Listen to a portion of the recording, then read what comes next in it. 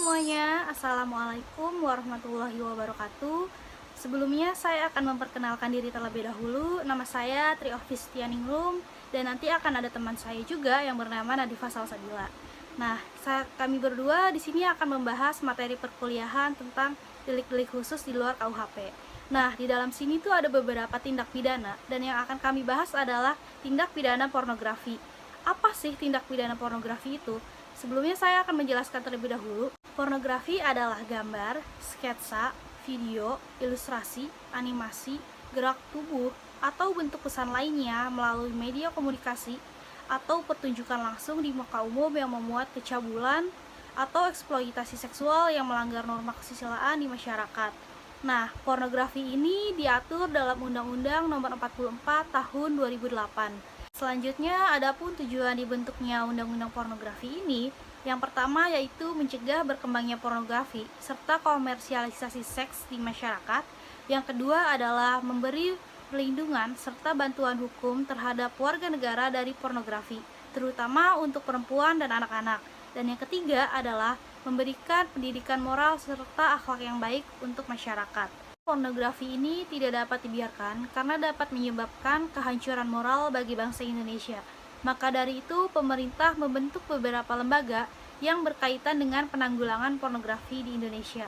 Yang pertama yaitu ada Komisi Penyiaran Indonesia atau KPAI. Yang kedua ada Lembaga Sensor Film Indonesia.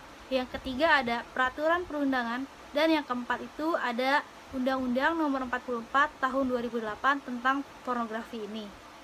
Nah, dari yang tadi saya sebutkan, di sini ada pun faktor penyebab dari pornografi ini, yaitu munculnya era kebebasan pada media cetak dan elektronika, serta adanya pergaulan bebas yang semakin maraknya seperti kasus perjudian, perzinahan, minum-minuman keras, narkotika, dan budaya global lainnya termasuk budaya komersialistik serta hedonistik. Nah, selanjutnya materi ini akan diperjelas lebih dalam lagi oleh teman saya yang bernama Nadifa Salsabila. Sebelumnya, saya Nadifa Salsabila. Saya akan melanjutkan presentasi dari teman saya Trioffi. Lanjut ke pembahasannya aja yuk. Nah, sebenarnya pornografi itu bisa dicegah teman-teman. Berikut upaya pencegahan tindak pidana pornografi. Yang pertama, mengurangi pergaulan dengan teman yang memiliki latar belakang negatif. Yang kedua, mengisi waktu luang dengan hal positif. Yang ketiga, buat para orang tua lebih meluangkan waktu kebersamaan untuk berkomunikasi dengan putra-putrinya. Yang keempat, membuat sosialisasi dan membuat pamflet anti pornografi di sekolah-sekolah dan di ruang publik lainnya. Yang kelima, mengadakan razia warnet yang diduga memiliki dan menawarkan file pornografi. Yang berhak melakukan razia tersebut adalah pihak setempat yang berwenang.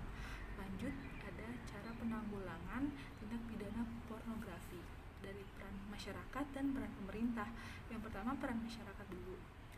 Nah, pasal 51 ayat 1 menjelaskan hak-hak masyarakat yang turut serta berperan dalam menanggulangi tindak pidana pornografi. Salah satu contohnya, mengajukan gugatan perwakilan ke pengadilan terhadap seseorang, sekelompok orang, atau badan yang telah melakukan tindak pidana pornografi. Ayat kedua menjelaskan kewajiban masyarakat. Salah satu contohnya, membantu kegiatan rehabilitasi, advokasi, dan edukasi dalam mengatasi masalah pornografi. Ayat ketiga menjelaskan setiap warga negara wajib melapor kepada pejabat berwenang apabila melihat atau mengetahui adanya tindak pidana pornografi. Lanjut ke peran pemerintah. Nah, pasal 52 menjelaskan bahwa pemerintah berwenang mengadakan kerjasama kerjasama bilateral, regional, dan multilateral kepada negara lain untuk mengatasi dan memberantas tindak pidana pornografi sesuai dengan kepentingan bangsa dan negara.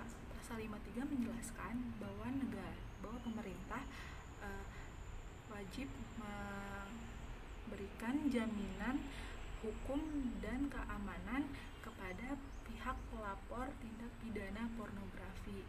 Nah, lanjut ke dampak-dampak pornografi nih. Dampak-dampak pornografi yang pertama, membangkitkan seksualitas yang liar. Yang kedua, dapat menimbulkan menimbulkan kekacauan sosial. Yang ketiga, dapat mengotori pikiran dan hati nurani. Yang keempat, dapat menimbulkan prostitusi dan kriminalitas. Yang kelima, dapat melunturkan nilai-nilai agama dan nilai moral. Nah, kesimpulan dari presentasi kelompok kami yaitu tindak pidana pornografi adalah tindak kejahatan yang dapat melunturkan norma-norma kesusilaan di masyarakat. Nah, tindak pidana pornografi diatur dalam Undang-Undang Nomor 44 Tahun 2008. Subjek dari tindak pidana pornografi bisa berupa korporasi dan pribadi. Nah, sekian presentasi dari kelompok kami, kurang lebihnya mohon maaf. Wabillahi taufiq wal hidayah. Wassalamualaikum warahmatullahi wabarakatuh. See you on the next video. Bye bye.